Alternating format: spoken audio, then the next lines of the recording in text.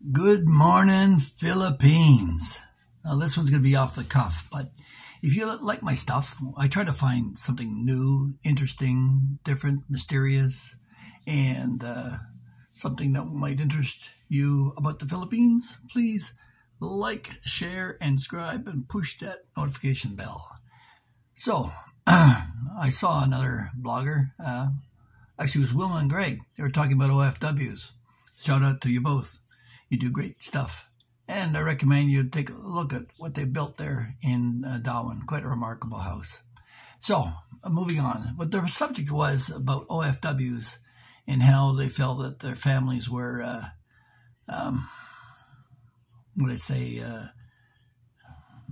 cruel to them in their behavior when they decided to monitor what they gave to the family or the hard choices that they've had to make and the sufferings they've made for their families. My experience is a little bit different. I employed a Filipina in Canada to take care of my 3 kids when my wife was working. Her name was Gemma. I've forgotten her last name now. It was a long time ago. Gemma was a real sweet lady. And after about a couple of weeks, I was paying her about $500 Canadian a month and giving her free room and board, but she'd send it all home to family.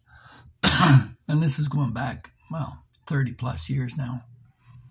Anyway, in Vancouver, Canada, there was actually a woman who dealt with OFWs and had a large book of potential nannies that we could hire. And it was as simple as calling the lady over, picking from the book.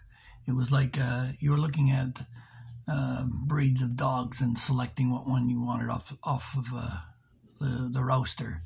So I found that kind of hard because, in Canada, you wouldn't be requested to provide a picture of yourself on your resume. It's supposed to be cool and dispassionate. But anyway, Gemma showed up and worked for us for a couple of weeks. One of the most amusing things for me was she's a sweet lady and tried her best, but was not to be. One time she tried to make a craft dinner, which is a Canadian classic, and I guess she missed a line in the directions because she added the milk and everything to it, but she never drained the craft dinner from the water, so it was craft dinner soup, which I ate without complaint. But interestingly enough, my wife, who is actually a third-generation Chinese person, her families were immigrants. Mine were even further back than that. But the sense of entitlement for having a servant and how Gemma was treated by my wife, I felt it embarrassed me that anyone who should have realized that, her ancestors came from Canton in the middle of a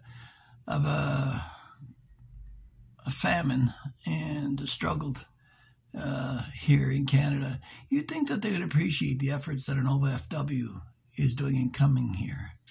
And what really put the icing on the cake was when I found out that Gemma had 3 kids of her own back in the Philippines that she was trying to take care of.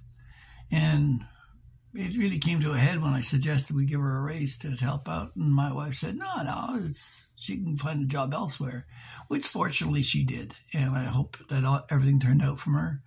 Obviously, the relationship was strained at that point because of the attitudes expressed by my wife at the time. That's partly the reason, probably a major reason why she's no longer my wife. I can't live with somebody who doesn't show compassion. So, yeah, there was Gemma traveling thousands of miles to a foreign country. Her English was not great, but it gave her a chance to improve her English, I guess. But she was a sweet lady.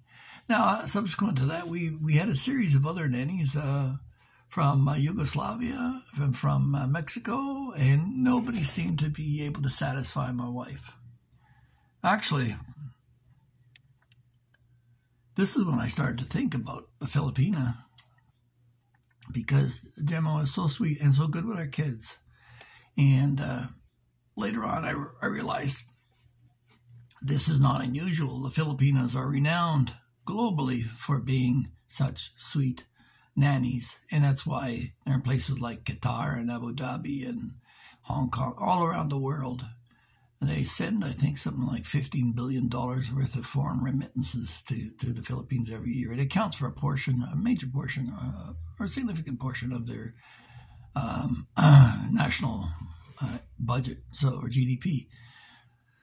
So there I am with egg on my face, and Gemma, I wish you all the best. I hope things turned out well for you.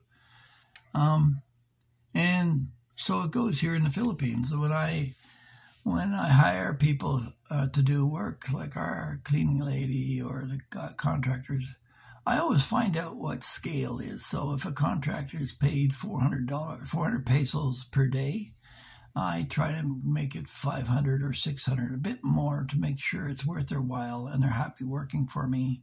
And yes, we'll make them lunch or whatever for that. And if you're a foreigner, expat, who is constructing or building anything in the Philippines, make sure you feed your workers. And if they have to come to work on a tricycle or a jeepney or whatever, cover their travel expenses. Make sure that that's covered so that they've got some way. Don't forget that this nation is just starting to rise out of the ooze, that the middle class is rising now, and it's going to be a good thing in the future. So where there's the gap between the middle class and the rich, or the middle class and the poor, is shrinking. In North America, it's actually growing. So if you want to look for a great place for a future for your family, you might want to consider the Philippines.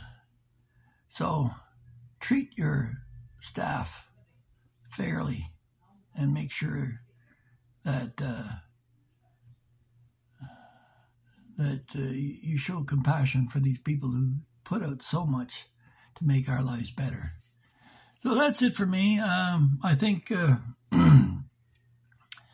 there's nothing worse than someone who bosses and bullies people around, and we shouldn't be doing that to our workers. That's it for today. Have a great one. I'm off to the dentist next. I don't think I'll be doing a video about that, but who knows? Take care. Bye.